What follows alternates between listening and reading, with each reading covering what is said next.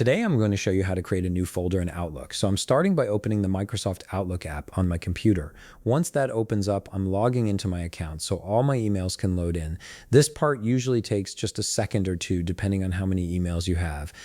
Once everything loads, I'll be looking at my main inbox screen where all my emails and current folders are displayed. Now that my emails have loaded, I'm ready to create the new folder. To do this, I'm heading over to the inbox pane on the left side of the screen. This is where all my email folders are located, like inbox, sent items, drafts, and any custom folders I've created before. The process for creating a new folder here is actually quite straightforward and only takes a moment. What I'm doing now is right-clicking directly on one of the main folders in that pane.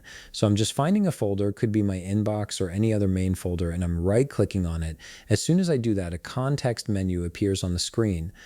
This menu gives me several options for managing my folders and emails. From this list, I'm looking for the option that says New Folder. Once I see it, I'm clicking on New Folder.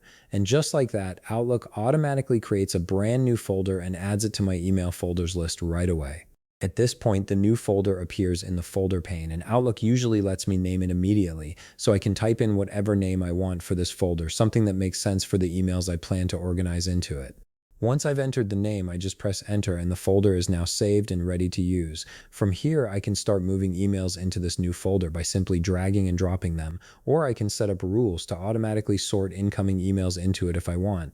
Creating folders like this is really helpful for keeping your inbox organized, especially if you deal with a lot of emails from different projects, clients, or categories.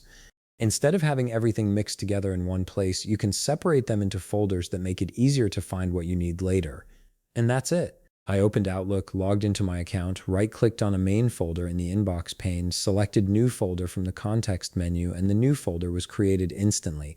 If you found this video helpful, please leave a like, subscribe, and see you in the next video.